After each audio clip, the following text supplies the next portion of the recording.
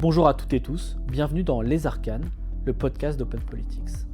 Depuis maintenant 5 ans, Open Politics s'est donné la mission de doter les citoyennes et les citoyens des codes, des outils et du réseau nécessaires à l'engagement politique, dans un cadre gratuit et apartisan. Ce podcast, dédié à la stratégie politique, aux compétences très concrètes de l'engagement politique, est une manière pour nous d'aller plus loin et de proposer un nouveau canal de formation accessible au plus grand nombre.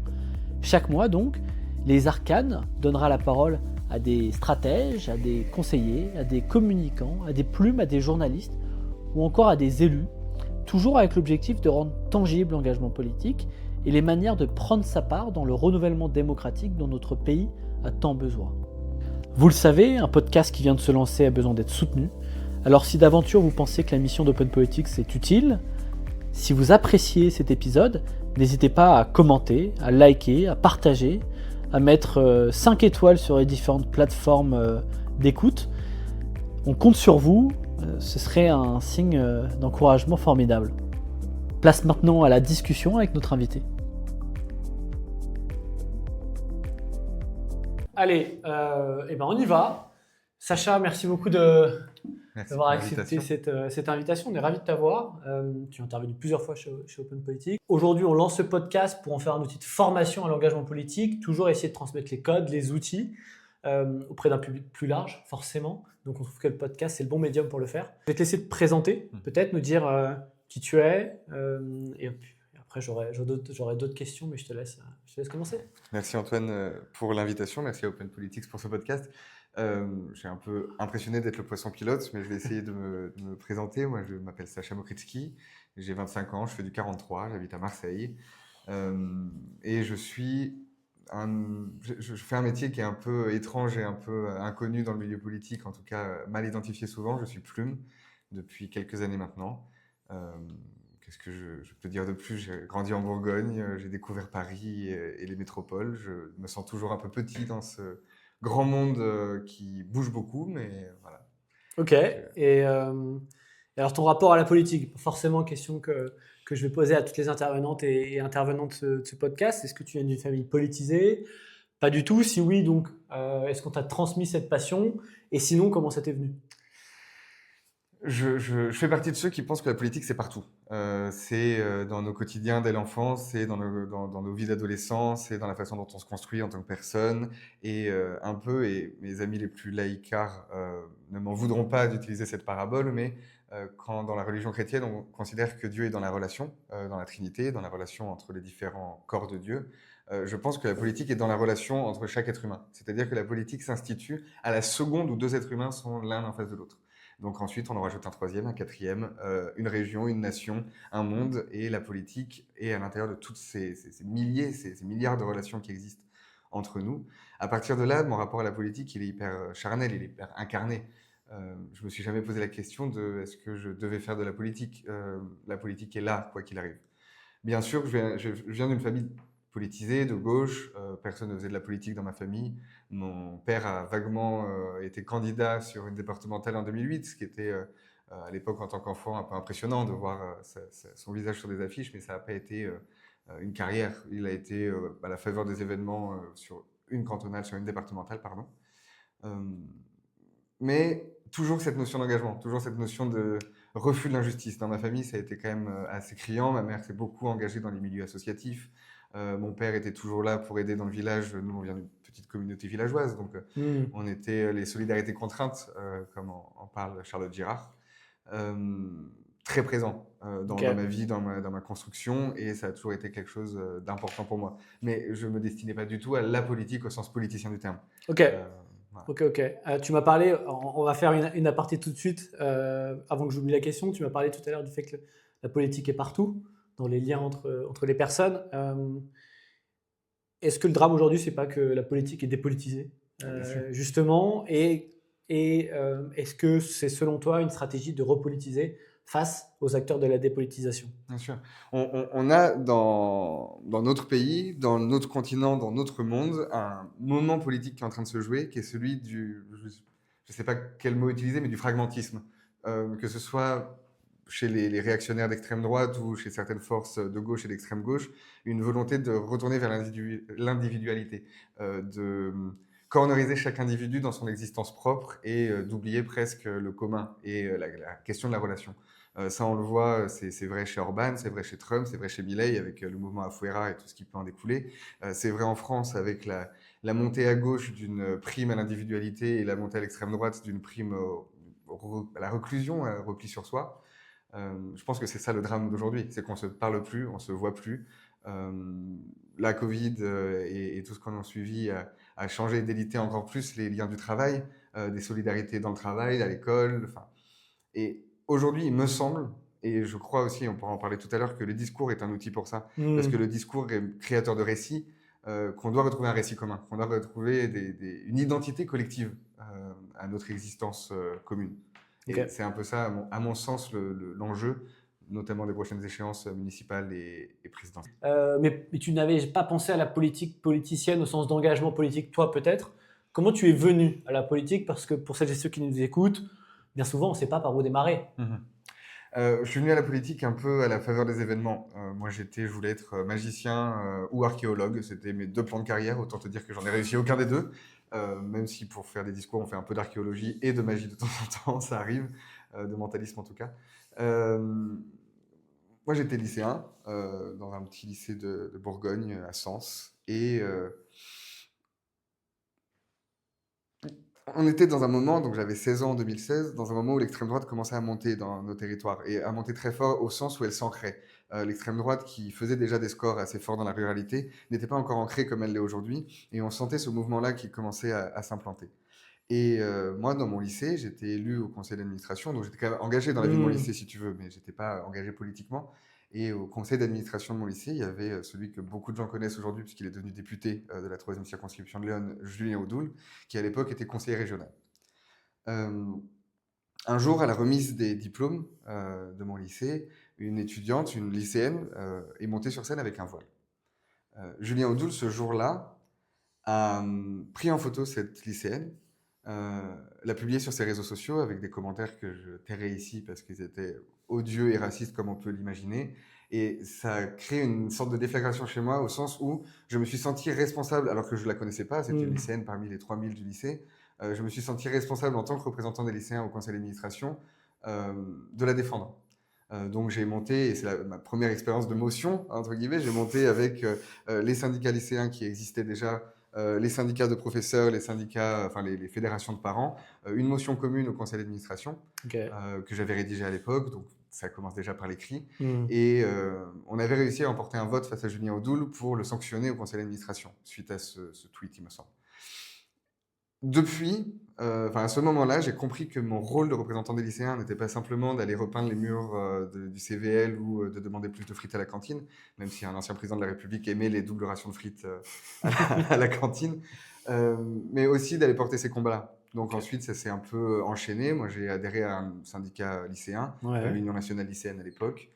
J'ai participé à l'aventure ensuite de l'Union nationale lycéenne syndicale et démocratique, qui était une forme de scission de départ de l'UNL.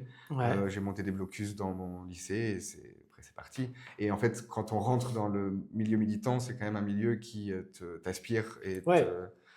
Mais là, tu parles de... Alors bien sûr, les syndicats, c'est politique. Mais comment se fait la transition entre le monde syndical et ce monde militant vers le monde politique au sens institutionnel peut-être plus du terme, ou en tout cas comme on peut l'entendre dans le grand public, c'est-à-dire auprès des partis ou auprès d'hommes et de femmes politiques. C'est quoi les premiers pas? On parlait tout à l'heure des drames que connaissent la vie politique et la vie institutionnelle aujourd'hui et sur cette fragmentation.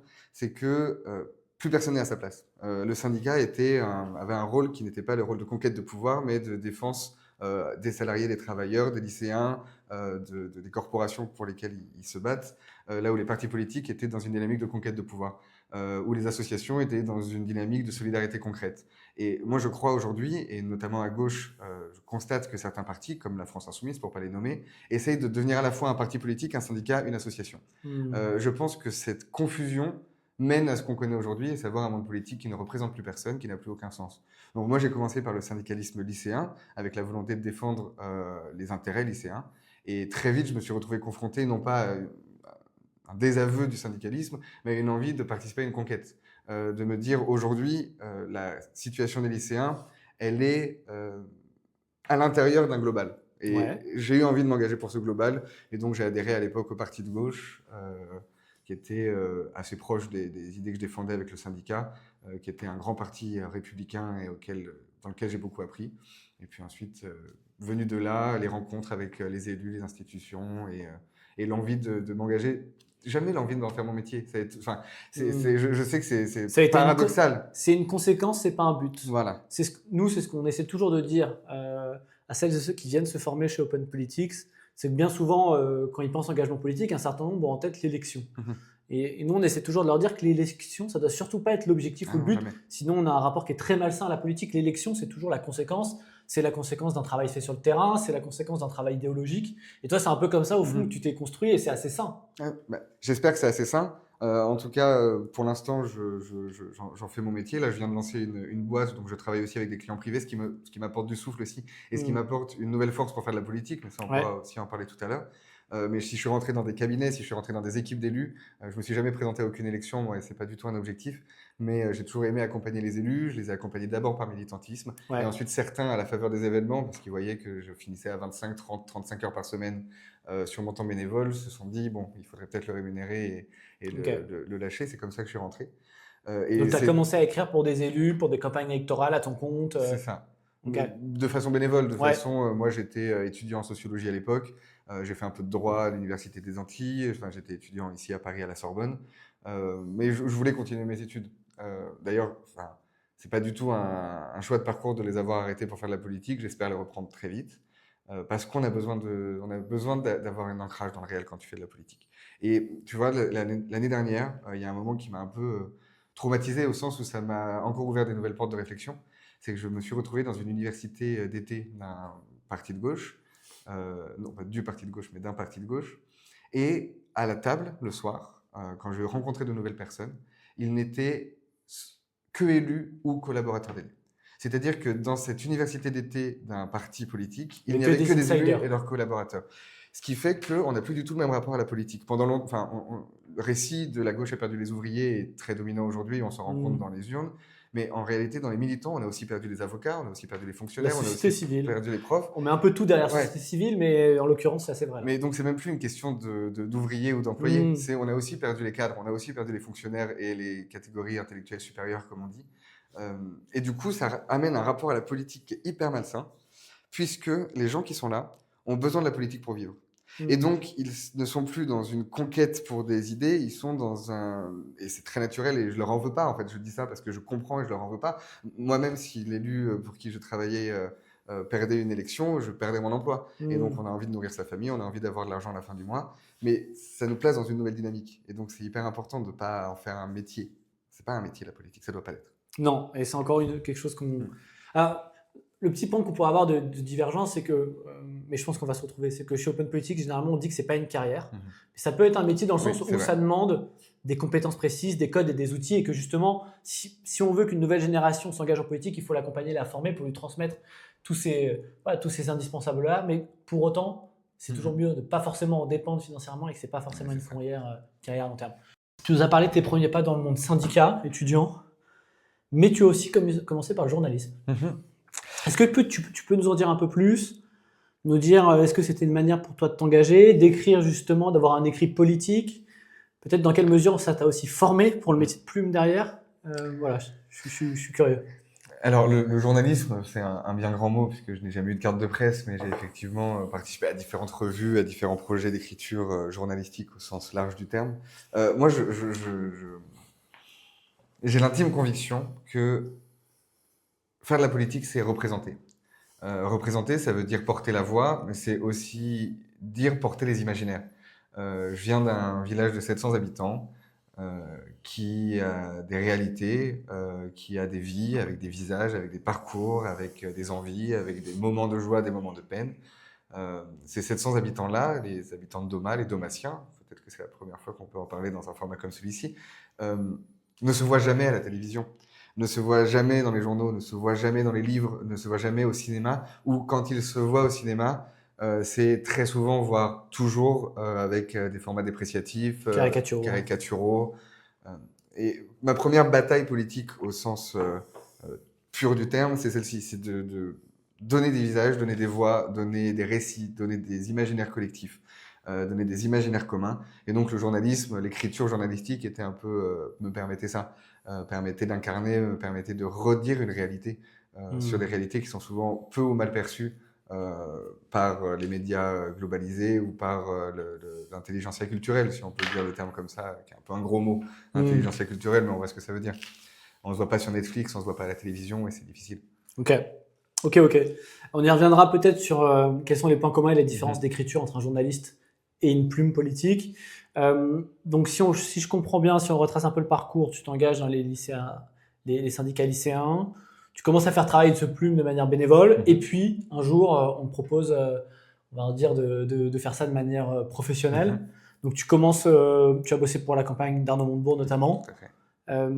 C'est quoi? C'est le premier gros pas dans le monde politique, de manière plus institutionnelle lors d'une campagne présidentielle? De manière salariée, oui. Ouais. De manière salariée, c'est la première fois que j'ai été rémunéré par la politique. Si tu veux, en fait, quand on est dans un dispositif politique, on a chacun notre engagement, notre militantisme, mais avant tout, on est des militants. Ça, je tiens quand même à le repréciser, on est avant tout des militants. Et on est dans un commun, dans une bataille commune avec celles et ceux qui nous entourent, les camarades, comme on les appelle à gauche, les copains, comme on les appelle à droite, j'imagine. On a chacun nos spécificités, nos singularités. Moi, il se trouve que je suis le fils d'une professeure de lettres, que je suis le fils d'une famille où on a toujours beaucoup lu et beaucoup écrit. Donc, en vrai, j'écrivais des tracts. C'est à moi qu'étaient confiées les tâches d'écriture quand il fallait écrire 3 lignes, un communiqué de presse pour le journal local. Et petit à petit, on prend comme ça une patte, une façon d'écrire, une façon de créer du récit. Et effectivement, ça arrive comme ça me tombe sur la tête. Un jour, on me dit « Bon, bah, Sacha, j'ai envie que tu fasses ça de manière quotidienne, salariée, et que tu m'accompagnes dans cette aventure, qui est une aventure dont chacun connaît les suites, mais qui a été ultra formatrice pour moi, et je serai toujours reconnaissant à Arnaud Montebourg, à tous ceux qui m'ont fait confiance à cette époque. C'était fou. C'était fou pour moi, j'avais une vingtaine d'années à l'époque, de me retrouver dans un dispositif aussi ambitieux, parce que c'est ambitieux de se présenter à l'élection présidentielle, c'est ambitieux d'essayer de porter un récit national. Je l'avais jamais fait à ce point. J'avais réfléchi la France de mon côté. J'avais jamais réfléchi la France au sens comment on la conquiert, comment on crée le récit pour la conquérir et pour rassembler tous les Français. Ce qui est vraiment, c'est une chape de plomb qui te tombe dessus. Surtout dans la France actuelle. Voilà, c'est ça. Et quand tu as 20 ans et que tu te retrouves à devoir écrire ça, c'est compliqué. Et quelle est l'organisation? C'est-à-dire qu'il y a plusieurs plumes, tu es la seule plume, tu as une plume entre guillemets peut-être plus expérimentée, vous partagez les discours, vous travaillez ensemble. Comment ça se passe? J'ai toujours travaillé, moi, avec des hommes qui écrivaient beaucoup. J'ai travaillé avec des orateurs et des écrivains nés. Arnaud Montebourg en était un. Par ailleurs, pour Arnaud, j'écrivais un peu et je grattais un peu. J'étais essentiellement coordinateur de la campagne, si tu veux. Okay. Donc, je faisais un peu de la logistique, plus que je ne faisais de la plume purement. Mais c'est vrai que ça faisait partie de mes attributions, d'écrire avec lui. On en parlera peut-être tout à l'heure. Ouais. Je sais qu'il y a une question sur la relation avec son élu, avec son candidat ou avec la personne pour qui on travaille, mais c'est une alchimie. C'est un travail d'alchimiste plume. C'est-à-dire qu'on va prendre des idées, on va prendre des formules, on va prendre celles qui nous viennent des conseillers thématiques aussi, parce que un élu, un candidat est souvent entouré de spécialistes de sujets. La plume, c'est une espèce d'ultra généraliste. C'est un tube digestif, une plume. On prend tout ce qu'on nous donne et on essaie d'en sortir quelque chose de condensé et de cohérent. Moi, je dis souvent, et j'en parlais ce matin avec ma compagne, mais la tristesse de ma vie, c'est de n'être spécialiste de rien. Je ne suis pas spécialiste des transports, je ne suis pas spécialiste de l'énergie, je ne suis pas spécialiste de l'éducation. J'aimerais avoir un sujet comme ça d'expertise sur lequel je puisse m'exprimer. La réalité, c'est que voilà, quand on fait mon métier, on est un ultra généraliste. C'est un peu dur. Tu es un expert de l'écrit, quand même. Je suis un expert de l'écrit. Mais... Et tu te sens légitime, du coup, à écrire toujours sur des sujets que tu connais très peu? Même si tu as des fiches techniques, même si tu as des experts, ça doit pas être facile de trouver la ligne de crête entre je me sens pas légitime, en même temps, il faut que j'écrive sur ce sujet-là. C'est très compliqué. Je pense que chaque plume a une relation différente à ça. Moi, c'est vrai que j'ai un peu ce manque en moi de spécialisation. J'ai le sentiment que ça manque à ma vie, ça viendra peut-être, j'espère reprendre mes études aussi pour ça, pour pouvoir me spécialiser sur un sujet. C'est hyper compliqué, et notamment quand on est dans des délais contraints, de comprendre un sujet. Je pense qu'à terme, on finit par avoir des réflexes, des mécaniques, à aller tout de suite au cœur des choses et à essayer de comprendre les grandes lignes, parce qu'en réalité, il faut comprendre les grandes lignes. Donc, c'est quelque chose qui se travaille, qui s'apprend. Aujourd'hui, je me sens beaucoup plus légitime qu'il y a quelques années. Et aussi parce que, On au prend de final, l'épaisseur voilà. intellectuelle. Et quand on a écrit 10, 15, 20, 30 discours sur un sujet, je disais souvent, moi j'ai travaillé à Marseille beaucoup et la communauté arménienne y est très forte. Je pourrais aujourd'hui prétendre à des études d'historiographie de l'Arménie, puisque j'ai écrit des discours de commémoration à l'appel sur un pays que je connaissais très peu, voire pas du tout en arrivant à Marseille, et qui est aujourd'hui un pays que je connais bien parce que je l'ai Bien sûr. travaillé là-dessus. Passons peut-être à la deuxième partie du podcast, en tout cas dans la manière dont on l'a construite. Donc, toi, tu as eu un chemin pour devenir plume. Si on essaie peut-être d'élargir un peu la focale par rapport à ce que tu peux connaître de l'écosystème, généralement, comment on devient plume? En sciences politiques, on parle beaucoup de filières d'accès vers les métiers politiques, vers les fonctions ministérielles. Est-ce qu'il y a des filières d'accès pour devenir plume? Et tout à l'heure, tu as parlé de ta mère qui était prof de lettres. J'imagine que pour une plume, ça compte énormément, ce capital social, culturel. Est-ce que ça te semble indispensable? Voilà, peut-être tu peux faire le tube digestif de ces trois questions. Rien n'est jamais indispensable pour devenir plume. C'est pas un métier qui demande une qualification diplômante. Enfin, on n'est pas médecin ou on n'est pas avocat, donc il n'y a pas de concours, il n'y a pas de droit d'accès au métier de plume. Et donc rien n'est jamais indispensable. Et j'espère que des parcours de plume, il y en aura des millions. Maintenant, effectivement, ça aide d'aimer lire, d'aimer écrire, de comprendre, enfin, d'avoir un rapport particulier aux lettres, aux mots. Faut faire attention parce que j'ai découvert en devenant plume que c'était pas écrivain.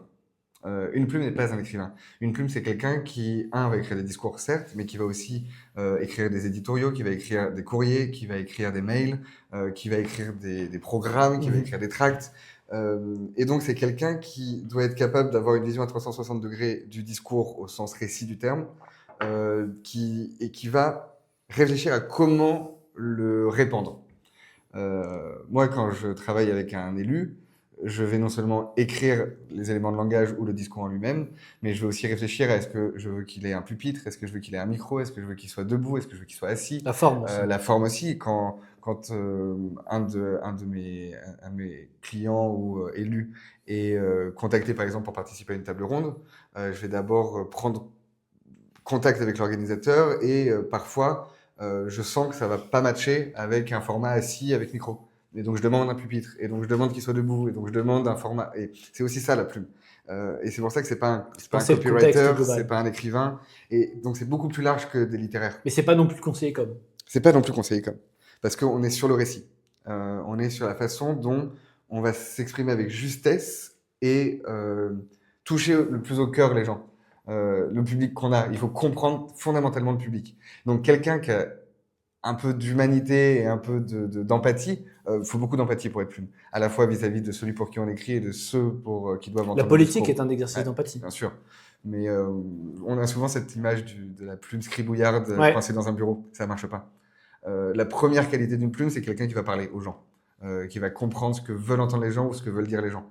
Et à partir de là, on n'a pas besoin d'être Baudelaire ou d'être Rimbaud ou d'avoir fait des études de lettres.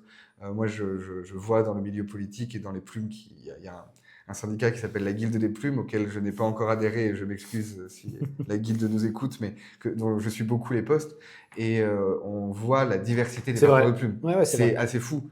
Et vous voyez, enfin, moi, je n'ai pas d'études, j'ai pas de diplôme. Mon plus haut diplôme, c'est le bac.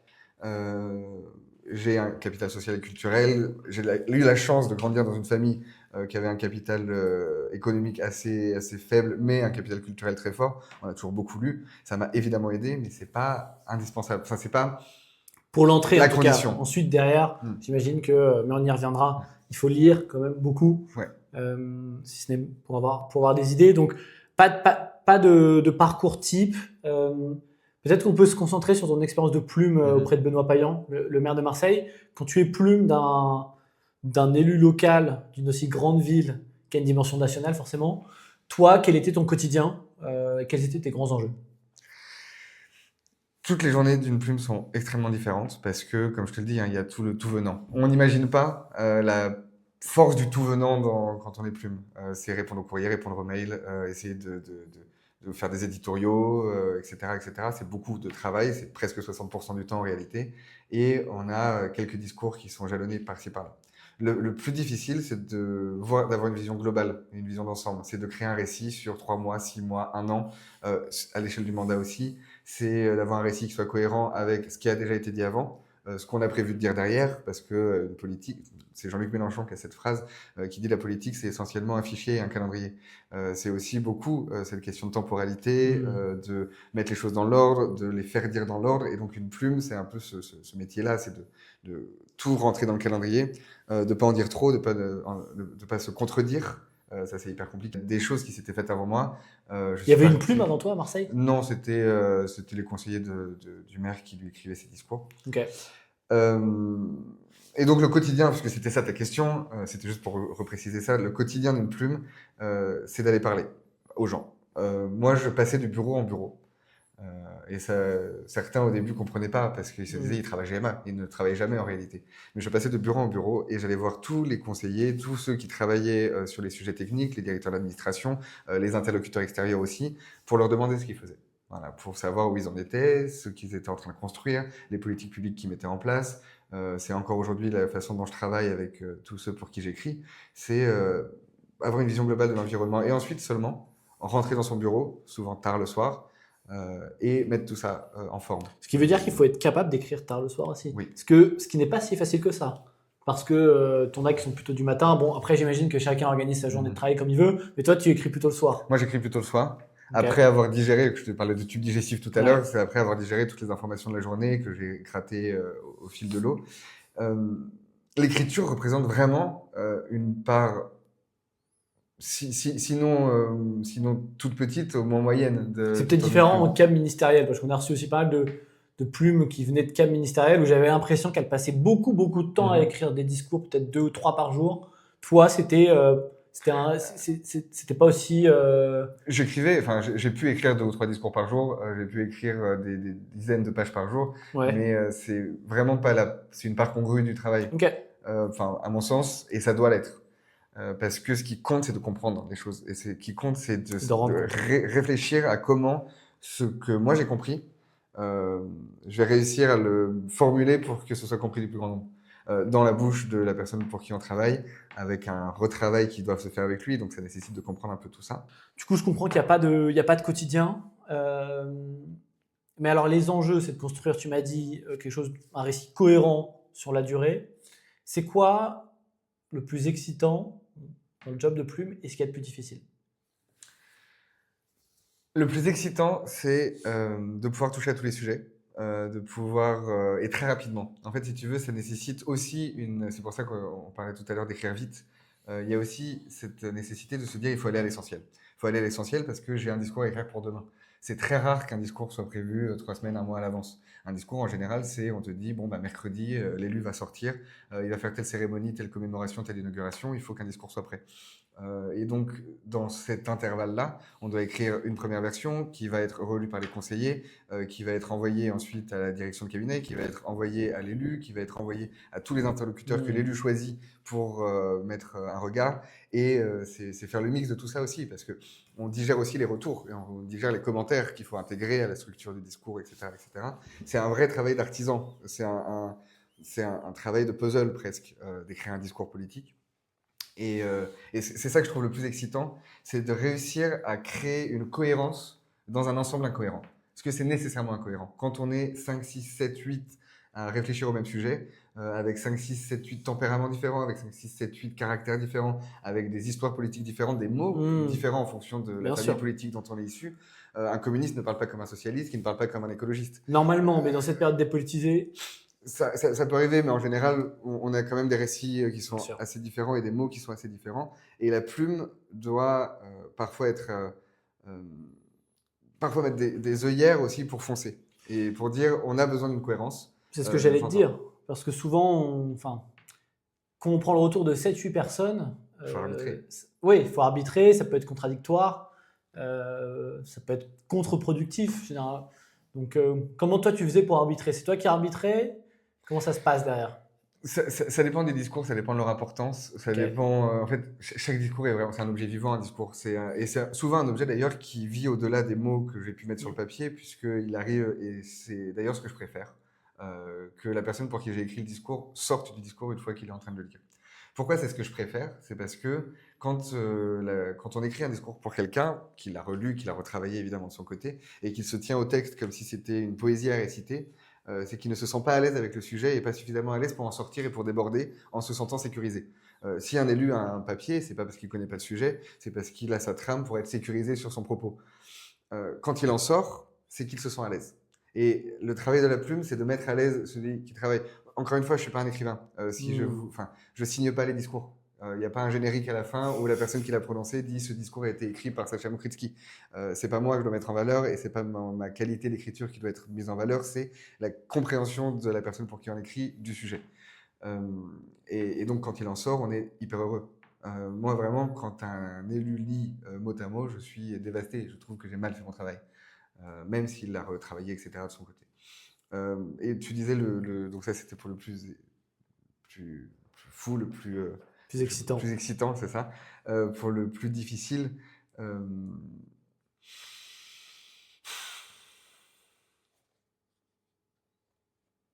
plus difficile c'est de se renouveler. Euh, Plus difficile c'est de se renouveler. C'est quand on a trouvé une bonne formule, un gimmick ou une bonne façon de présenter les choses. Pendant très longtemps, j'ai été abonné au discours qui commençait par une citation, mais sans la mettre en contexte. Et je trouvais que ça posait quelque chose. Euh, Ça a été dur de sortir de ça. Ça a été dur de trouver d'autres méthodes, de trouver d'autres manières. Quand on a trouvé une figure de style qui nous plaît, c'est dur de Bien s'en sûr. débarrasser. Et je pense que c'est ça, pour moi, le plus difficile en tout cas, c'est que j'aime la musicalité des discours. Je réfléchis vraiment mes discours comme une partition musicale. Euh, c'est hyper dur quand on est content d'un objet de le casser. Par ailleurs, il y a une formule, et ça aussi c'est très difficile, notamment et c'est aussi pour ça que peut-être que c'est mieux de ne pas être si littéraire que ça quand on fait du discours. Il y a une formule anglo-saxonne, je ne sais pas si c'est anglais ou américain, qui dit kill your darling, kill your darlings. Kill your darlings, ça veut dire quand tu as un discours face à toi, tu enlèves tout ce que tu préfères. Et c'est ça qui va faire de ton discours un bon discours. Parce qu'en général, ce que tu préfères, c'est ce qui te fait plaisir à toi, et c'est pas ce qui va faire plaisir à ton interlocuteur. Et c'est pas ça qui va faire la matière du discours. Donc il faut une Et certaine humilité. il faut vraiment, voilà. Et moi, c'est hyper difficile Hmm, euh, quand on est fier d'une phrase ou d'une idée. bien sûr. Et quand il faut aller sur le muscle du discours, enlever le gras. C'est aussi très, très. On- il y a- Quand on est plume, ou même quand on est élu, des grands discours, on en fait très peu. T'en as écrit combien, tu penses?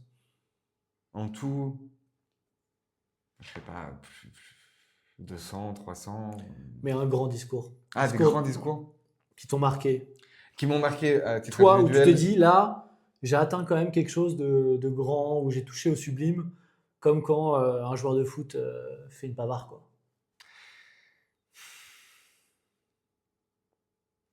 Un, peut-être.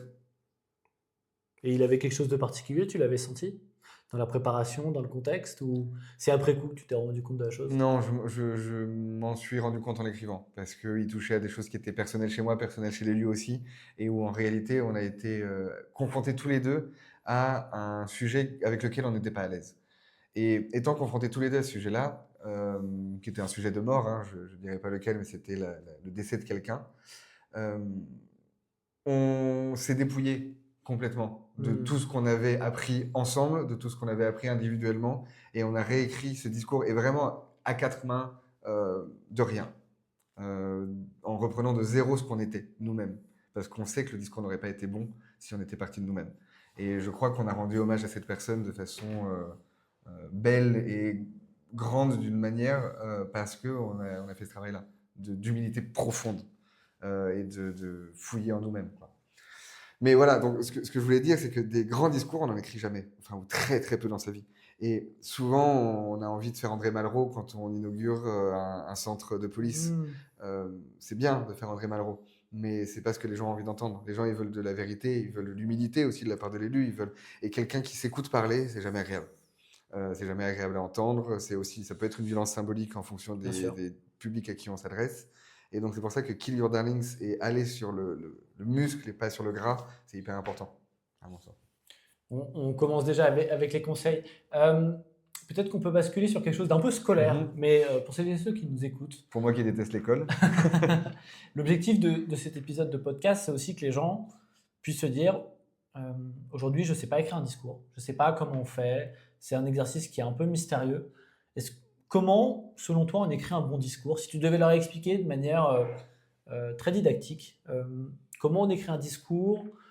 Toi, quand tu écris, quelles sont les étapes que tu vas concrètement on te demande un discours, qu'est-ce que tu fais en premier? Quel est le chemin pour arriver après au discours en lui-même?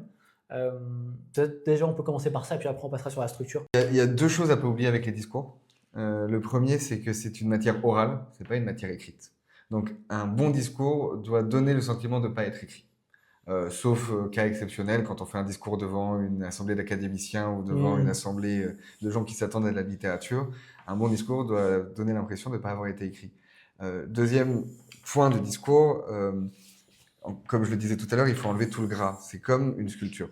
Donc, moi, très concrètement, ce que je fais si je dois écrire un discours. Si tu me dis là demain, écris un discours sur le monde de l'édition. Voilà, je vois des livres là-bas sur le monde de l'édition. La première chose que je vais faire, c'est ouvrir toute la documentation que j'ai sur le monde de l'édition. Je vais aller lire des articles universitaires, des livres si j'en ai sous la main, des articles aussi de presse. C'est important de ne pas se cantonner à l'universitaire et de comprendre aussi la presse grand public, ce qu'elle dit du monde de l'édition, parce que ce sont les mots qui vont être les plus répandus. Ensuite, si je peux et si j'en ai l'occasion, je vais aller parler avec des éditeurs, avec des auteurs, avec des spécialistes du sujet. Et moi, je note ça, bon après chacun a ses méthodes, mais moi je note ça sur des grandes feuilles A4, enfin sur des feuilles A4, un peu en vrac, un peu n'importe comment. Je suis très attaché au fait d'écrire sans ligne quand je fais ces brouillons-là parce que je vais pouvoir faire des schémas, etc.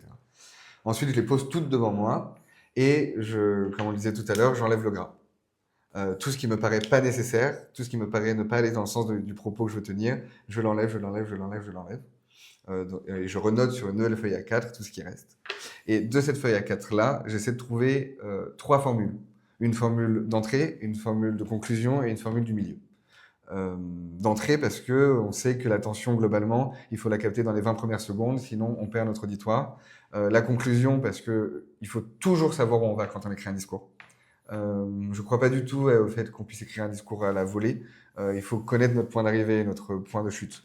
Et une phrase du milieu pour faire pivot, parce que globalement, un discours, c'est une montée en puissance et une redescente sur la conclusion.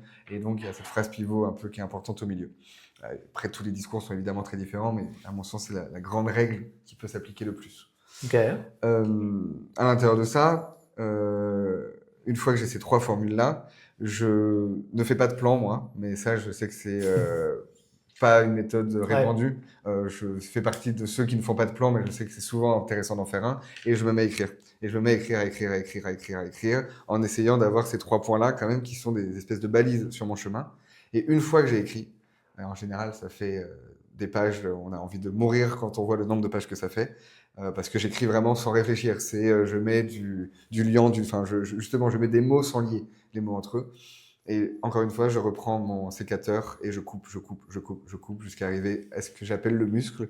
En tout cas, ce qui met en relief les mécanismes de la pensée.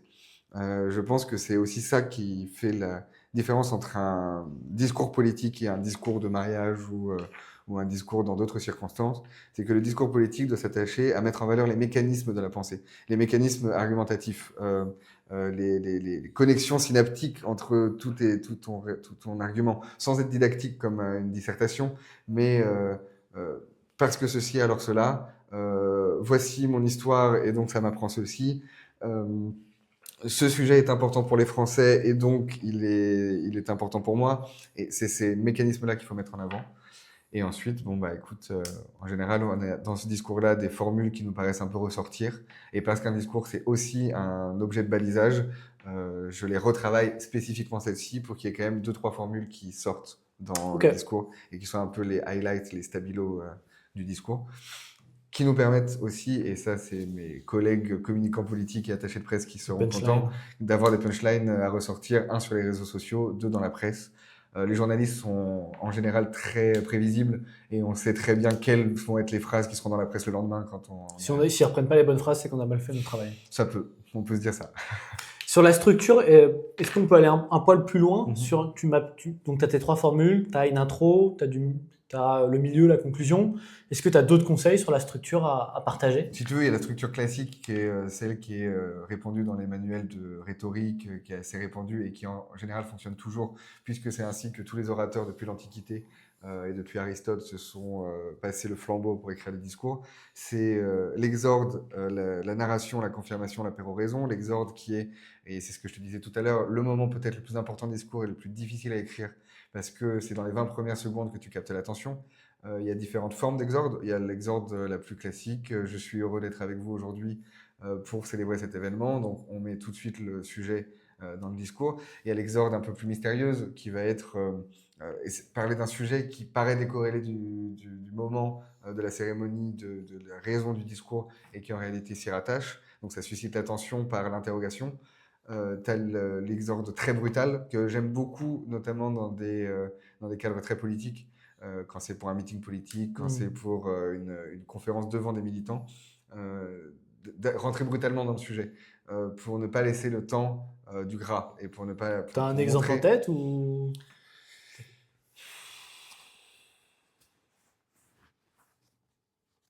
Je sais plus qui, un candidat à l'élection présidentielle il y a quelques années, avait commencé son discours par "Nous allons gagner". Voilà. Et normalement, c'est une phrase qui est réservée à la fin. C'est une phrase qui est dans le moment où on exalte les militants sur la conclusion, sur la péroraison du discours. Il a commencé son discours en disant "Nous allons gagner". Nous allons gagner parce que, nous allons gagner parce que. Et ça avait été. Enfin, moi, ça m'avait marqué, je ne sais plus du tout qui c'était. C'était en France et c'était il y a au moins une vingtaine d'années. C'est un discours qu'on retrouve dans les archives d'INA. Peut-être que je te l'enverrai pour Ouais. le mettre en lien. Euh, Ça m'avait marqué parce que c'est inattendu de commencer par cette affirmation-là, et donc c'est une brutalité dans l'exorde. Ensuite, il y a ce qu'on appelle la narration, ce qui est la mise en récit du discours. C'est là où on va aller chercher les exemples dans la vie concrète des gens. C'est là où on va aller chercher la volonté pour le locuteur de s'identifier à son auditoire, ou justement à l'auditoire de s'identifier au locuteur. C'est le moment où on va parler des réalités vécues. C'est le moment où on va dire dans cette France qui prend le bus le matin, dans cette France qui va à l'école, enfin, etc., etc. Tu as ensuite la confirmation, qui est un peu le moment de l'argumentaire, qui est le moment où on va mettre en place ces mécanismes-là, et la péroraison. Je sais que cette structure existe, qu'elle est largement répandue. Elle permet de faire un discours efficace. Ça, c'est la vérité. Je crois quand même fondamentalement qu'un discours, c'est tellement individuel, tellement vivant. Ça demande un supplément d'âme quand Il même. y a toujours, voilà, il faut toujours un supplément d'âme et il faut toujours se dire qu'un discours, c'est de l'oral. Et donc, la première chose que je dis quand je donne des conseils à quelqu'un pour écrire un discours, c'est de le réciter.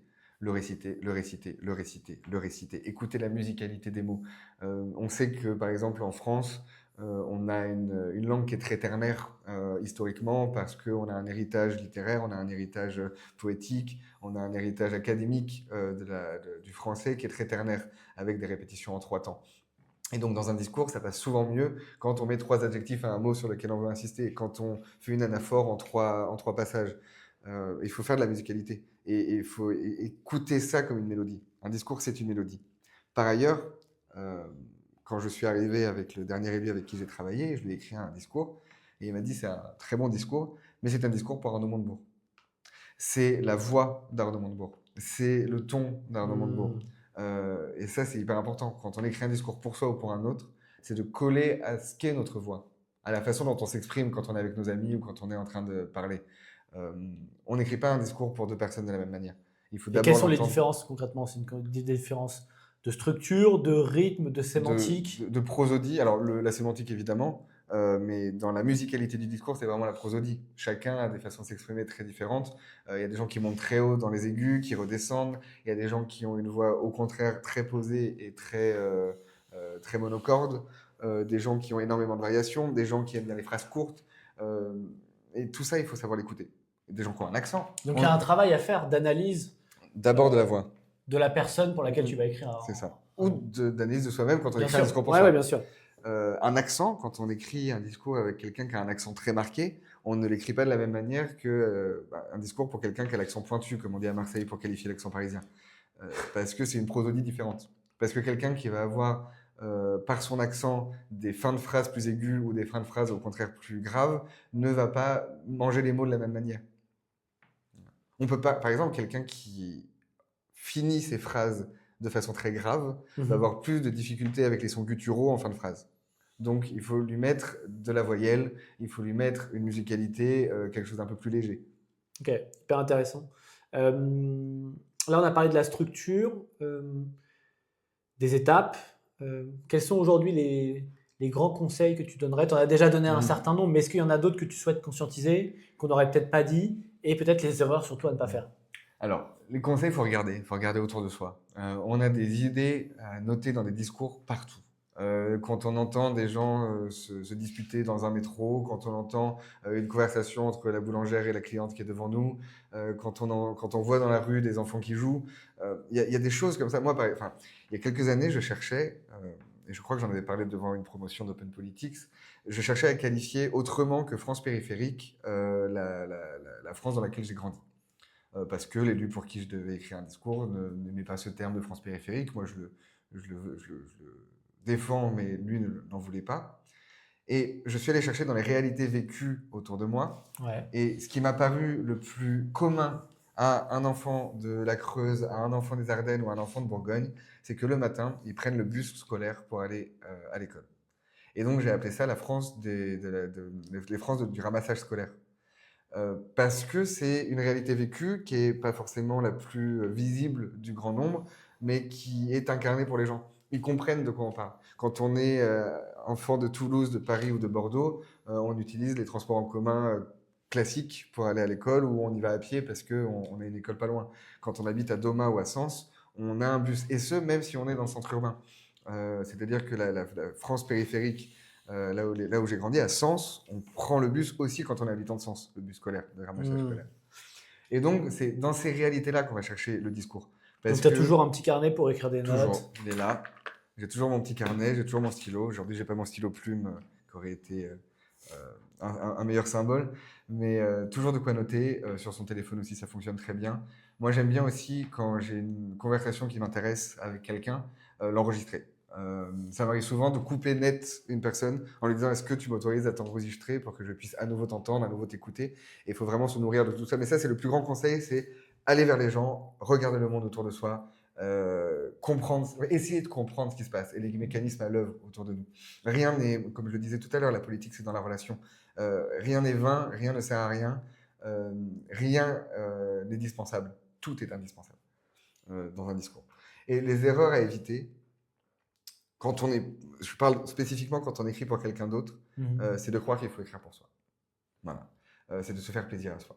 Et d'ailleurs, dans les conseils, je dis aussi, le plus important quand on veut être plume, c'est très dépersonnalisant comme métier. C'est hyper compliqué de se mettre dans la tête de quelqu'un et d'être toujours dans la tête de quelqu'un d'autre. De réfléchir à sa place, d'essayer d'anticiper ce qu'il va penser, ce qu'il pourrait dire sur un sujet. Le plus grand conseil que je puisse donner, parce que moi, c'est un conseil que je n'ai pas suivi au début, je m'en suis voulu, il faut toujours continuer à écrire pour soi un peu. Écrire une lettre d'amour à sa compagne ou à son compagnon, écrire des petits récits sur son téléphone le matin dans le bus, écrire à sa mère qu'on l'aime, prendre des anecdotes comme ça, toujours écrire pour soi. Écrire des contes si on avait d'écrire des contes, des poèmes, mais garder cet espace-là où on écrit pour soi et pas pour l'autre. Parce que si on n'a pas cet espace-là, alors on est frustré par la partie professionnelle et par la partie dépersonnalisante du métier de plume. Ok. J'avais une question sur comment avoir des idées, mais tu l'as un petit peu dit, regarder le monde. Moi, je lis beaucoup la presse. Je trouve que c'est vraiment un bon moyen d'avoir des idées. Puis alors, c'est un regard, c'est une focale, c'est pas toutes les focales, mais je trouve que c'est. Enfin, je n'arrive pas à ne pas lire la presse le matin. Tu vois, vraiment, j'ai l'impression de ne pas comprendre ce qui se passe si je passe pas. Enfin, je trouve pas trop de temps à le faire, mais je trouve que c'est vraiment important. Toi, tu lisais la presse ou Oui, locale, nationale? Je lis la presse tous les matins, locale et nationale, en général de façon assez ciblée, parce que quand on a une journée de travail, il faut lire ce qui va être intéressant dans la journée. C'est dommage, hein, moi j'adorerais en apprendre beaucoup plus sur le monde, mais j'avais pas le temps. J'écoute beaucoup la radio aussi quand même, pour pouvoir m'imprégner des façons de parler des gens. On sent par exemple dans un moment politique d'envergure, qu'est-ce que je peux citer comme exemple récent où on a senti ça? Typiquement, la semaine dernière, au moment où on enregistre, je ne sais pas quand ça sort, mais la semaine dernière, Emmanuel Macron a annoncé le retour du service national militaire. On a eu sur les plateaux télé beaucoup de militaires. Sur France Info, sur France, à la radio, sur BFM, sur LCI, c'était des militaires, avec un vocabulaire de militaire, avec une façon de parler de militaire. Et donc, dans l'ambiance de la semaine, il y a des modes et des ambiances quand on écrit un discours, c'était celui-ci. C'était un vocabulaire assez martial, c'était un vocabulaire assez carré, assez ferme, assez net, sans bavure, sans aucune bavure, le vocabulaire militaire. Et donc, ça crée une ambiance. Mais comme quand on est en automne ou en hiver, on a des gros manteaux et ça crée une ambiance différente dans les rues. Le discours a des ambiances aussi. Parfois, les Français ou l'auditoire a envie d'entendre une certaine manière de parler, qui change en fonction des saisons. Quand on est au début de l'été, on a envie d'avoir un truc plus festif, plus punchy, même si c'est pour des sujets pénibles. Quand on est en hiver, même si c'est sur des sujets plus joviaux, on a envie d'avoir une parole un peu plus sobre, un peu plus mesurée. Et ça, c'est quand même hyper important. Donc, Réussir à être dans l'air du temps aussi. Ouais, c'est ça. Ok. Il y a un sujet qui est un petit peu, je trouve, pas assez conscientisé, c'est la place de la sémantique dans le monde politique et la place de ce qu'on appelle le framing, donc la manière de cadrer un sujet. Peut-être que beaucoup de personnes qui nous écoutent n'ont pas la conscience que les sujets sont cadrés bien souvent par les hommes et les femmes politiques. C'est-à-dire que si on est de gauche, typiquement, on va peut-être éviter de parler du poids de la dette, parce que le poids c'est lourd, ça fait appel à un imaginaire précis. C'est Georges Lakoff, le linguiste américain, qui a mis en évidence ces sujets-là. Toi, est-ce que tu es d'accord avec ça ou pas? Est-ce que tu y faisais tout le temps attention? Comment tu le travaillais, ce sujet de la sémantique, d'utiliser les bons mots et de bien cadrer les sujets pour que ça corresponde aussi au message que tu as envie de faire passer et peut-être à l'histoire politique de ton élu ou en tout cas à sa philosophie politique? Moi, je fais des boîtes à outils. Je fais des boîtes à outils beaucoup. J'ai des papiers partout dans mon bureau. Ceux qui ont déjà visité mon bureau savent à quel point c'est la caverne d'Ali Baba parce que j'ai des papiers partout. Et je fais des listes. Je fais des listes, des listes, des listes, des listes, des listes. Des listes de mots autorisés, des listes de mots interdits, des listes pour cadrer un sujet dans un moment aussi. Effectivement, je pense que la sémantique, c'est le cœur des choses. Camus disait « mal nommer les choses, c'est ajouter du malheur au monde ». Bien nommer les choses, c'est rentrer sur le fil de la façon dont on veut le traiter. Effectivement, tu parlais du poids de la dette, on peut parler de charges patronales ou de cotisations sociales, on peut parler de la façon dont on va parler de bifurcation écologique ou de transition écologique ou d'impératifs écologiques, qui sont des champs lexicaux et des sémantiques très différents. Et là, on parle de la gauche, mais c'est pareil pour la droite, il ne faut pas qu'elle reprenne les termes de la gauche. Absolument. Et par ailleurs, on voit que la bataille des mots et des idées est une bataille politique permanente. Bien sûr. Aujourd'hui, alors que c'était il y a quelques décennies, voire siècles, des notions, sinon de gauche, du moins du camp du progrès, du camp social, les mots de république, de nation, je ne crois pas au récit que l'extrême droite a volé ces mots.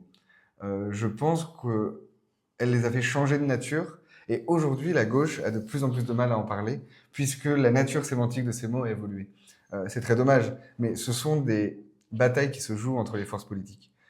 Quand Emmanuel Macron parle de dépassement en 2017, tout le monde est d'accord pour le dépassement. On cherche toujours dans sa vie à se dépasser soi-même, on cherche toujours à aller vers plus de grandeur, vers un idéal plus universel. La France a cette vocation d'universel qu'on nous rabâche depuis notre enfance. Et donc évidemment, quand Emmanuel Macron arrive avec cette notion, au-delà du dépassement simple de la gauche et de la droite, on a envie de se dépasser. On a envie de se dépasser avec lui. Au final, aujourd'hui, un responsable politique qui utiliserait le mot dépassement serait tout de suite rangé dans la catégorie du macronisme, qui pour beaucoup de Français n'est pas une catégorie enviable ou viable. Et cette promesse-là, échouée, c'est aussi la déperdition du mot dépassement, qui était un joli mot. Les mots d'équilibre, aujourd'hui, font peur à certains. Les mots compromis font peur à certains. On le voit dans la bataille budgétaire, quand le Parti socialiste ou d'autres parlent de compromis, quand le Cornu et le Parti socialiste se mettent d'accord pour utiliser ce terme, ça frustre des écologistes, ça frustre des communistes, ça frustre des insoumis, là où ça devrait, au sens historique du terme, être un mot de consensus, justement. Et quand un parti politique, quand un élu politique, quand quelqu'un s'approprie un mot et le fait sien, en général, c'est très difficile de revenir dessus. Donc, c'est hyper important de préserver les mots, de préserver son champ sémantique, de construire le sien. Comment on fait alors? Comment on fait pour préserver les mots? puisque tu parles de la gauche et de l'extrême droite qui reprend les mots de la gauche. Est-ce que la gauche doit toujours utiliser ces mots-là? Est-ce que, au fond, tu parles de République, mais est-ce que c'est pas un terme où tout le monde va dire je suis d'accord en fait. Si même l'extrême droite qui s'est bâtie plutôt contre la République et pour la République aujourd'hui, ça n'a plus valeur pour se différencier. Donc est-ce qu'il faut inventer des nouveaux mots pour inventer une sorte de nouvel imaginaire ou parce que ça c'est une vraie question stratégique. C'est quoi ton avis dessus? On a une des langues les plus riches du monde. Je crois qu'on a un record du monde de synonymes possibles dans la langue française, ce qui explique d'ailleurs qu'on soit aussi un grand pays de la diplomatie. C'est qu'on a 10 manières différentes d'exprimer une même idée en veillant à gérer les frustrations des uns et des autres et les ambitions des uns et des autres. Je crois que quand je dis protéger nos mots, effectivement, c'est les utiliser, continuer de les utiliser et toujours les défendre et toujours les expliquer. En fait, un mot bien expliqué, c'est un mot qui reprend son sens. Évidemment, quand on parle de la nation aujourd'hui, elle paraît excluante, elle paraît identitaire, c'est presque une vieille nation, c'est quelque chose de rance pour une partie de la gauche, alors que la nation, c'est ce que dit Ernest Renan, c'est un plébiscite de tous les jours. L'âme, un principe spirituel. Ouais, tout à fait. Et dans la première constitution de la République française, on devenait français parce qu'on donnait du pain à un vieillard. Donc un étranger pouvait devenir français en donnant du pain à un vieillard. C'était les premières règles de ceux qui ont bâti le récit républicain. Donc elle n'est pas excluante, la nation française. Elle n'est pas excluante, la République française. C'est une nation universelle. C'est une nation basée sur ce plébiscite. C'est une envie, la République française, la nation française. C'est un contrat politique. C'est un contrat politique. À partir de là, réexpliquer ça. Ne pas se laisser confisquer ces choses-là. C'est important. C'est pour ça que je pense qu'il faut qu'on préserve nos mots, il faut qu'on préserve notre sémantique. Et quand on travaille pour un responsable politique ou même quand on écrit pour un chef d'entreprise ou pour quelqu'un qui a vocation à changer les choses, à utiliser le langage de façon performative et de créer un imaginaire, il est hyper important d'être précis. Moi, je crois vraiment à la précision du discours. Un discours ne peut pas tomber juste à côté. Tu parlais de Camus tout à l'heure. Il parle de l'effort d'exactitude. Absolument. Mais je ne connaissais pas cette formule de Camus, mais je la partage, je la fais mienne. L'effort d'exactitude, c'est le cœur de ce qui doit nous intéresser. C'est cette idée de dire, si je te dis c'est un gobelet, ce n'est pas complètement faux, mais ce n'est pas complètement vrai. Et si je te répète 10 fois que c'est un gobelet, au bout d'un moment, tu ne vas plus me croire. Pour ceux qui nous écoutent, je suis en train de montrer un verre. Mais même si c'est un tout petit peu à côté, répéter 10 fois, c'est ma parole complète qui est dévaluée et qui est abîmée. Et donc cet effort d'exactitude, et j'adore la formule, vraiment c'est le cœur de ce qu'on doit toucher dans ce jeu sémantique et ce framing, comme tu dis. Donc ne pas lâcher ces mots. Et si on prend juste un petit peu de hauteur et puis après on avance, est-ce que, puisque là... on fait un épisode avec un homme de gauche, on fera des épisodes avec des hommes et des femmes de droite, on est une association partisane, mais donc si on prend un peu de hauteur, est-ce qu'aujourd'hui, parce qu'on parle aussi, quand il s'agit de bataille culturelle, de framing, mais d'agenda setting, est-ce que la gauche doit parler d'immigration ? Et est-ce que, ou en tout cas des thèmes qui portent le RN aujourd'hui, est-ce qu'on doit parler d'immigration, de sécurité ? Il y a deux écoles, il y a... celle qui te dit non, je ne veux pas faire le jeu de, et c'est Jean Birnbaum qui en parle très souvent de faire le jeu de, il trouve que c'est une des grandes erreurs de la gauche aujourd'hui. Et puis tu as ceux qui disent, au contraire, il faut qu'on en parle, mais qu'on reframe le sujet et qu'on déplace peut-être la fenêtre d'Overton vers une autre direction. À titre très personnel, et j'engage aucun des responsables politiques avec qui j'ai travaillé en disant ça, moi je crois qu'il n'y a aucun sujet tabou quand c'est un sujet pour les gens. Je pense que le rôle du politique, comme il est partout, c'est de traiter tous les sujets. Si les Français identifient, j'aime pas le terme, mais un problème avec l'immigration, si les Français identifient un problème de sécurité, que ce soit une réalité véritable ou une réalité vécue ou un sentiment, on parle beaucoup du sentiment d'insécurité ou du sentiment de peur, de repli, que ce soit une réalité ou un sentiment, c'est aux politiques de s'en saisir et de l'utiliser et d'en parler et justement d'apporter des nouveaux récits. Moi, je crois fondamentalement que je parle souvent quand je donne, pas conférence parce que j'aurais pas la prétention d'être conférencier, des 6 fonctions du langage qui sont identifiées par Jacobson.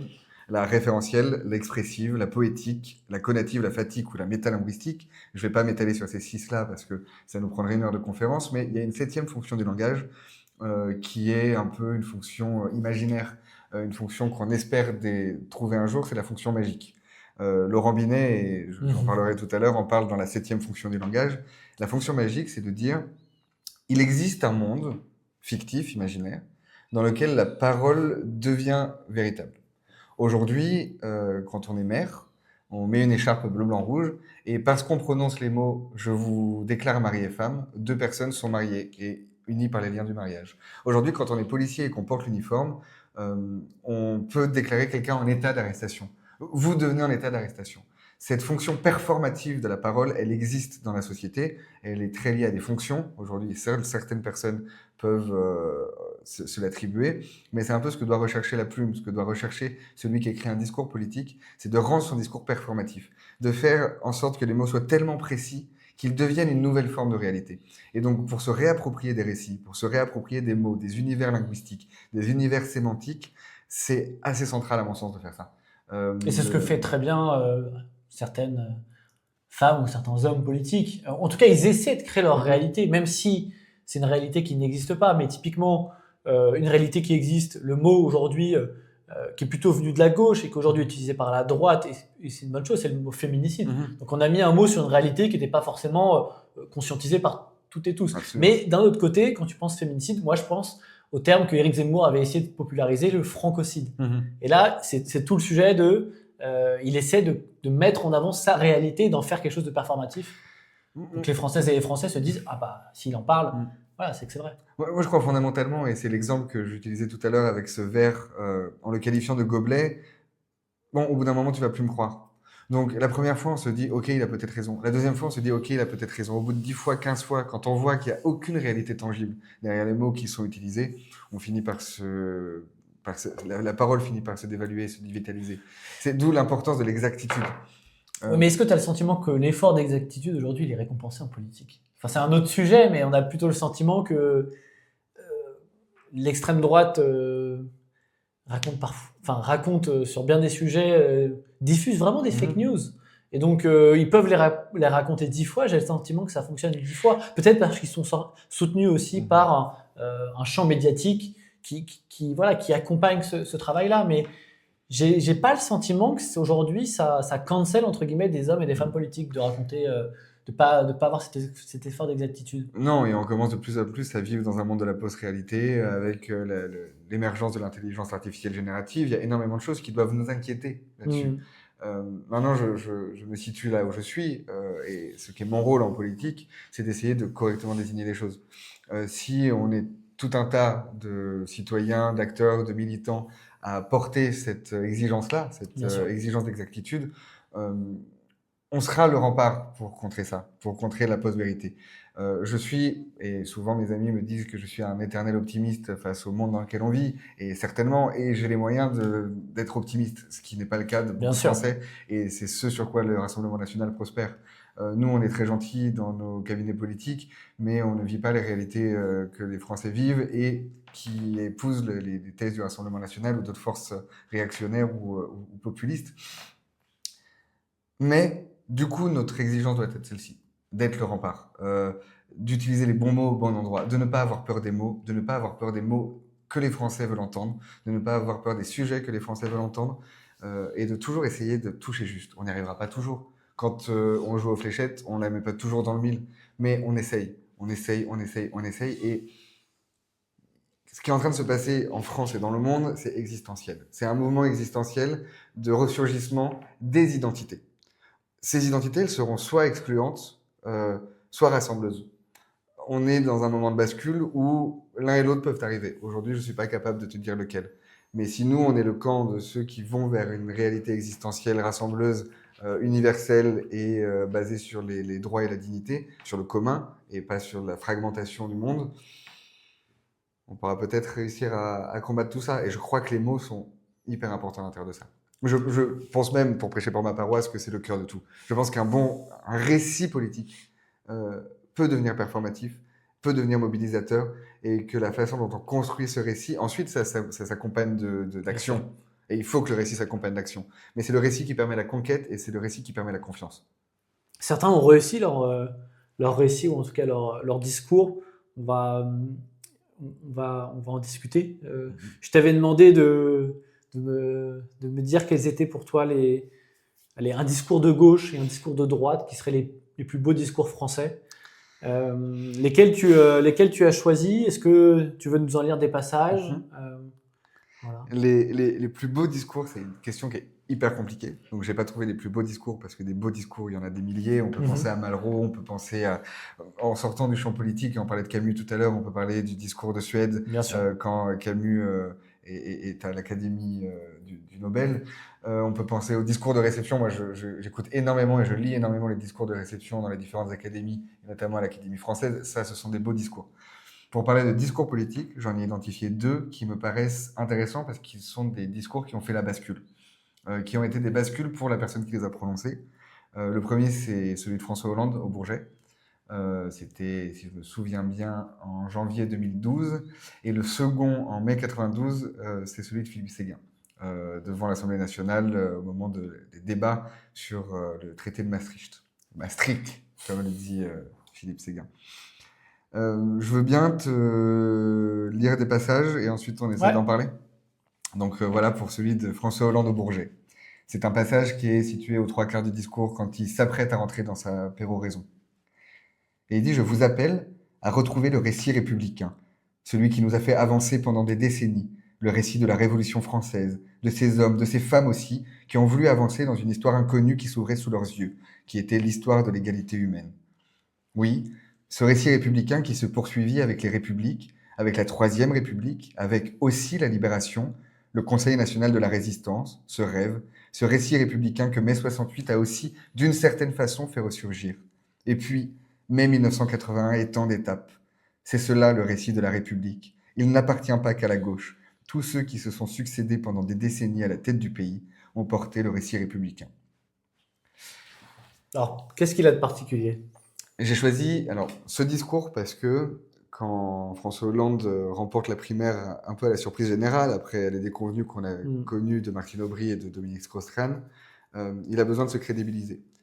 Il est certes en tête des intentions de vote parce que Nicolas Sarkozy est dévalué dans l'opinion publique, mais il n'a pas eu encore ce moment fondateur. Il est vu un peu comme l'homme du compromis, le gentil monsieur à la tête du Parti socialiste, mais pas comme le combattant qui pourra se mettre dans la lignée des grands hommes.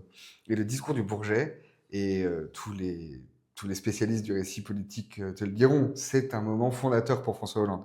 C'est le moment où il n'est plus premier secrétaire du Parti socialiste, mais candidat à l'élection présidentielle, voire déjà président de la République. Ensuite, on le voit au débat d'entre-deux tours avec Nicolas Sarkozy, il prend le costume complet avec sa fameuse tirade du mois président. Du point de vue du récit, et je n'irai pas ici faire le panégyrique de François Hollande ni de son mandat, du point de vue du récit, je pense que c'est la campagne politique la mieux menée de la Ve République pour une présidentielle. Il a maîtrisé de A à Z son récit. Il a maîtrisé la mue progressive depuis 2010, où il a commencé à sillonner le pays, même transformation physique qui s'accompagnait, avec un nouveau récit de l'homme d'État, de l'homme rassembleur. Et il dit, et c'est pour ça que j'ai choisi cet extrait, il parle du récit républicain, et il fait lui-même une sorte, il abandonne sa carapace de François Hollande pour se mettre dans le récit républicain en le théorisant comme un récit et en disant lui-même ce récit républicain existe parce qu'on accepte collectivement qu'il est notre imaginaire commun. Et c'est là qu'il devient le président de la République des Françaises et des Français. Et je crois que le discours du Bourget est de A à Z un moment de l'histoire politique européenne, voire mondiale, en termes de discours, parce qu'il amène une nouvelle façon de le faire, une nouvelle façon de le porter. Il revient à une tradition qui était plus ancienne, de celle des longs meetings, des longs discours. C'est le premier à revenir un peu vers ça, et sur quelque chose qui est de l'ordre du rassemblement. Et d'ailleurs, Nicolas Sarkozy répondra quelques semaines plus tard, puisqu'il précipite son entrée en campagne après le discours du Bourget pour sa réélection, puisqu'il se déclare en février, et il fait un discours un peu en écho au Trocadéro quelques semaines plus tard, dans lequel il se situe lui-même dans le même champ que François Hollande. Mais François Hollande avait préempté l'espace, et on connaît la suite, c'est lui qui a emporté. Et préempter un espace dans le récit, c'est aussi quelque chose d'important. Ce que le grand public a retenu de ce discours aussi, c'est la fameuse phrase. Mon ennemi, c'est le monde de la finance. Est-ce que tu penses qu'il voulait qu'on retienne cette phrase? Tu penses que ça se construit comment, typiquement? Je pense qu'il est dans un moment qui est assez compliqué, François Hollande, puisque pour remporter la primaire, politiquement, il a dû faire énormément de compromis. Il a dû faire des compromis avec une partie du Parti socialiste qui n'était pas ses amis. On sait par exemple qu'Arnaud Montebourg, que du coup j'ai bien connu, a fait le choix un peu de façon incomprise par beaucoup de soutenir François Hollande au second tour de la primaire et pas Martine Aubry. Et c'est la voix d'Arnaud Montebourg qui a fait basculer le vote en faveur de François Hollande. Et il est dans un moment où il doit se réancrer à gauche, profondément, et dans un nouveau récit de la gauche. Parce que Nicolas Sarkozy, c'est la crise de 2008, c'est les subprimes, c'est un monde économique très compliqué et dont l'ennemi identifié est celui de la finance. Et donc François Hollande, qui n'est pas un trotskiste ou un stalinien pour un sou, qui ne croit pas, je pense, à la 4e internationale socialiste, doit mettre des marqueurs, et cette phrase-là, effectivement, C'est un marqueur. c'est un marqueur. Notamment dans un moment où Jean-Luc Mélenchon commence à émerger comme un candidat, pas de second tour potentiel, mais un candidat dangereux pour Il a fait 12 à la fin de la... Il a fait 12. Ouais. D'ailleurs, la gauche a toujours gagné. Mais ça, c'est une autre leçon. La gauche a toujours gagné avec un candidat social-démocrate assez haut et un candidat un peu plus radical à 12 ou 13%. C'est comme ça que Mitterrand gagne, c'est comme ça que François Hollande gagne.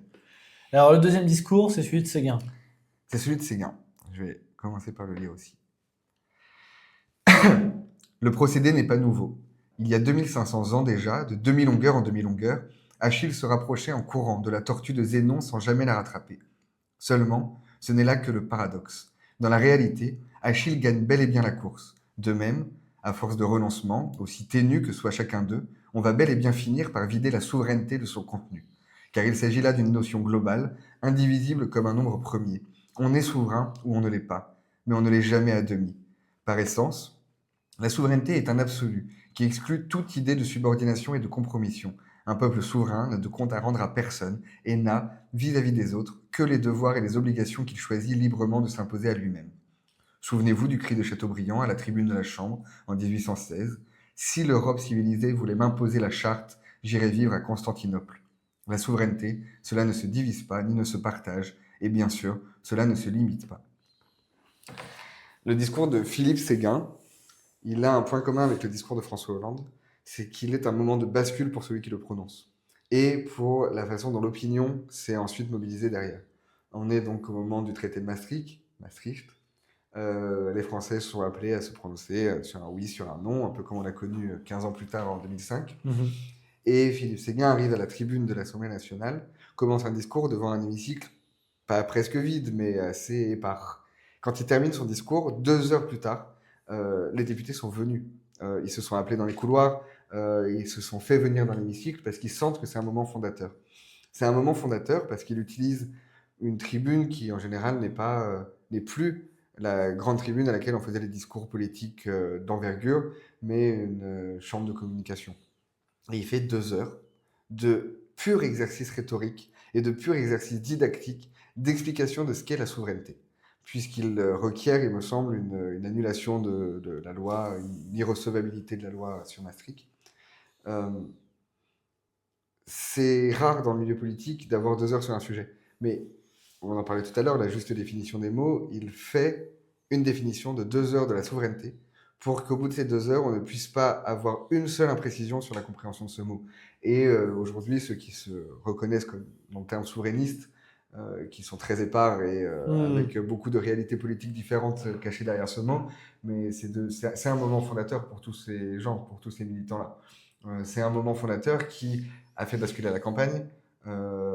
Le oui l'a emporté à la fin, mais on sait que ça a été beaucoup plus serré que ça ne devait au début. Le président Mitterrand a accepté un débat avec Philippe Séguin, qui était député, même pas encore président de l'Assemblée nationale. Et Séguin y est allé, a été sympa pendant le débat parce que Mitterrand n'était pas en grande forme.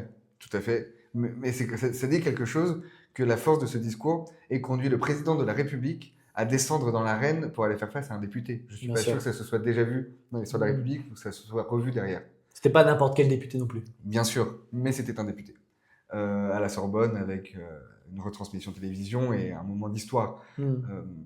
Ce sont des bascules. Les discours, c'est pour ça que je voulais le montrer, ce sont des discours qui ne sont que des mots. Là, il parle de mythologie grecque, il parle de Chateaubriand, il parle du récit, il s'inscrit lui aussi dans une continuité de la parole, dans une continuité du récit. Mais que ce soit le discours de François Hollande au Bourget ou le discours de Philippe Séguin à l'Assemblée nationale en 92, ce ne sont que des mots sur une feuille de papier prononcés devant un auditoire, mais qui ont conduit à une bascule politique, existentielle, globale dans la société. Et ça, c'est aussi pour montrer la force du récit, la force d'un imaginaire, c'est hyper important. On arrive à la fin de cet épisode. Déjà. Ça passe vite quand on parle de récit, de discours, de sémantique. Ça va être souvent des questions, je pense, rituelles dans les prochains épisodes du podcast. Est-ce que tu as des recommandations culturelles que tu voudrais partager à celles et ceux qui nous écoutent, à la fois sur le discours et puis globalement sur la politique? Ça peut être des livres, des podcasts, des séries. Qu'est-ce que tu pourrais conseiller? Sur le discours, lire les auteurs grecs, les auteurs anciens, les Aristote, Cicéron, c'est super parce que ce sont les pères de l'art oratoire, les pères de la rhétorique. Je pense que le plus important, c'est de lire ce qui nous plaît à nous, de continuer de lire des romans, de continuer de lire des imaginaires, etc. Donc, je conseille vivement La septième fonction du langage de Laurent Binet, qui est vraiment un roman extraordinaire, très drôle, très bien amené, très bien ficelé, qui est à la fois une sorte de roman policier, de frénésie policière, d'enquête et de regard philosophique sur le discours et sur les fonctions de la parole. Je conseille pour l'amusement, pour le rire, parce que je pense que c'est une BD et un film qui montrent très bien ce que peut vivre une plume dans un cabinet, c'est Quai d'Orsay. La bande dessinée comme le film sont très justes. C'est un ministre qui est inspiré de Dominique de Villepin, avec sa plume qui vient d'arriver au cabinet et avec pas mal de péripéties. Dans le film, on comprend que c'est le discours sur l'Irak qui a marqué aussi l'histoire en France, celui qu'a prononcé Dominique de Villepin en 2002 aux Nations Unies. Et puis, mais ça, c'est une recommandation que beaucoup de gens vont te faire dans ce podcast, mais Baron Noir. Ah. Baron Noir, c'est pour nous qui faisons de la politique, qui avons l'amour de ce milieu. Une série qui est à la fois très juste parce qu'elle montre toute la beauté de la politique, aussi une espèce d'engagement profond Bien sûr. chez les protagonistes, et qui met en lumière, sans être dans la caricature, les travers qui peuvent exister dans ce milieu. Les petites combines, les combinazione, comme on dit en s'inspirant de la politique italienne, et qui font partie du jeu politique malheureusement. C'est quelque chose qu'on aimerait dépasser tous, mais ça en fait partie, ça le montre très bien, avec beaucoup d'humanité, beaucoup de force, avec Eric Benzekri, qui était lui-même conseiller politique, et qui forcément a écrit une série excellente là-dessus. Et on attend la saison 4 avec impatience. Espérons avant les municipales pour pouvoir dormir un peu mieux. En mix avec La Fièvre. Et tout à fait. Et je rajouterais La guerre des mots de Georges Lakoff, Mhm. qui, moi, a vraiment été un livre fondateur sur tous ces sujets, qui est exceptionnel, qui est simple, mais qui dit beaucoup sur ces sujets de sémantique et de cadrage. Et puis, le pendant peut-être un peu de Baron Noir, c'est Borgen. Que je n'ai jamais vu, je dois Eh ben, écoute, l'avouer aujourd'hui. j'ai tellement été biberonné à Baron Noir que quand j'ai commencé Borgen, j'ai pas aimé. J'ai regardé le premier épisode et j'ai mis la série de côté. J'y suis revenu plus tard. Si on sort de Baron Noir, il faut un peu s'accrocher parce que c'est beaucoup plus lent. C'est pas autant peut-être le rapport de force que dans Baron Noir, même si in fine on va voir que c'est des rapports de force, mais pas de la même manière. Mais c'est vraiment exceptionnel comme série aussi. Et puis les deux petites dernières questions, c'est que toi aujourd'hui, quelle plume t'inspire? Si on devait suivre des plumes sur les réseaux sociaux, si on devait s'intéresser à des plumes, ce serait lesquelles? Et puis, la question pour conclure, voilà, quel conseil tu donnerais à cette nouvelle génération qui veut s'engager en politique? Quelles plumes m'inspirent toutes? Avant tout, les plumes qui ne sont pas des plumes politiques, les auteurs, les écrivains, celles et ceux qui essaient de mettre des mots sur le monde, parce qu'on a besoin de ceux qui mettent des mots sur le monde en ce moment, vraiment, je crois, fondamentalement, qu'on a besoin d'écrire, de comprendre, de voir comment ce monde évolue, de voir comment ce monde grandit.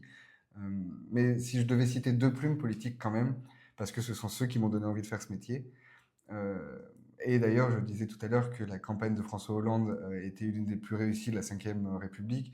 Je crois que la campagne de 2012 présidentielle est l'une des plus fabuleuses d'un point de vue rhétorique, que ce soit du côté de Jean-Luc Mélenchon, qui est un orateur né. On se rappelle tous de son meeting sur la Bastille, Génie de la Bastille, qui culmine sur cette place, magnifique discours. de François Hollande évidemment et de Nicolas Sarkozy, qui a fait un très bel exercice de rhétorique aussi sur cette campagne. Et moi, les deux personnes qui m'ont donné envie de faire ce métier, ce sont Aquilino Morel, qui était la plume de François Hollande pendant cette campagne, et Henri Guénaud, qui était la plume de Nicolas Sarkozy. Et je crois qu'en tant que plume, c'est quelque chose pour nous de voir ce combat-là et de voir à quel point les plumes ont été importantes dans la bataille des présidentielles en 2012 et à quel point la bataille des récits, des imaginaires a été importante. Le discours du Trocadéro de Nicolas Sarkozy, c'est presque un discours de gauche. Et Henri Guénaud a eu cette intelligence d'amener Nicolas Sarkozy sur ces sujets-là. Les discours de François Hollande sont des monuments de l'histoire rhétorique française. Et encore une fois, de façon décorrélée de ce qu'il a pu faire par la suite. Et donc voilà, donc Henri Guénaud et Aquilino Morel, assez fou, quoi. C'est dingue. Français de s'en mêler. Cette phrase d'Henri Guénaud qui me reste vraiment en mémoire aujourd'hui. Et puis c'est vrai qu'ils ont écrit des livres ensuite, donc on peut les lire. Et puis le conseil alors ? Le conseil, pour tous ceux qui font de la politique ? Pour tous celles et ceux qui veulent s'engager en politique, est-ce que toi tu as un conseil ? Est-ce qu'on t'avait donné un conseil qui t'a marqué ? Est-ce que tu as un mantra que tu gardes en tête ? Moi, un mantra que je garde absolument en tête et que ma mère me rappelle souvent, que ma compagne me rappelle souvent, c'est on s'engage en politique pour quelque chose. On s'engage en politique. Moi, ça a été pour cette question de l'extrême droite qui montait dans ma France périphérique sur la bataille des imaginaires. Toutes les questions que je me pose tous les jours quand je prends une décision en politique, c'est est-ce que le gamin de 14 ans qui s'est battu dans son lycée serait fier de ce que je fais aujourd'hui ? Et j'ai évolué sur le plan philosophique, idéologique, j'ai appris, j'ai changé d'opinion sur certains sujets, j'ai traversé des aventures différentes en gestion de collectivité, en campagne présidentielle, législative, mais toujours, je me pose juste cette question-là. Est-ce que, fondamentalement, le gamin de 14 ans qui s'est battu contre Julien Audoul dans son conseil d'administration à l'époque serait fier de ce que je suis ? Et je crois que c'est le sens de tout. Parce que la politique, c'est un monde qui nous aspire, qui a énormément d'aspects très positifs. Il y a énormément de valorisation sociale. Et donc, on peut se laisser happer par la politique très facilement, se laisser emporter et parfois se dire que la politique compte plus que le politique. Et ça, c'est vraiment la pire chose à faire.